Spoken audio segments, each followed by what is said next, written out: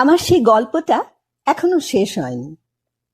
শোনো, পাহাড়টা আগেই বলেছি ভালোবেসেছিল মেঘকে, আর মেঘ কিভাবে শুকনো খটখটে পাহাড়টাকে বানিয়ে তুলেছিল ২৬ বছরের ছোকরা, সে তো আগেই শুনেছ।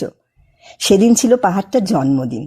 পাহাড় মেঘকে বললে, আজ তুমি লাল শাড়ি পরে আসবে।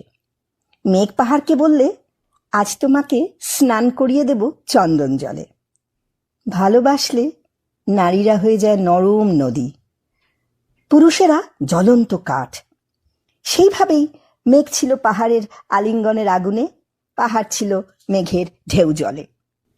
হঠাৎ আকাশ জুড়ে বেজে উঠল ঝড়ের জগঝম্প। ঝাঁকড়া চুল উড়িয়ে ছিনতাইয়ের ভঙ্গিতে ছুটে এলো এক ঝাঁক হাওয়া। মেঘের আঁচলে টান মেরে বললে, ওর ছুরি, তোর বিয়ে। এখনো শেষ হয়নি গল্পটা। বজ্রের সঙ্গে মেঘের বিয়েটা হয়ে গেল ঠিকই, কিন্তু পাহাড়কে সে কোনো দিনই ভুলতে পারল না। বিশ্বাস না হয় তো চিরে দেখতে পারো, পাহাড়টার হাড় পাঁজর, ভিতরে থই থই করছে শত ঝর্ণার জল।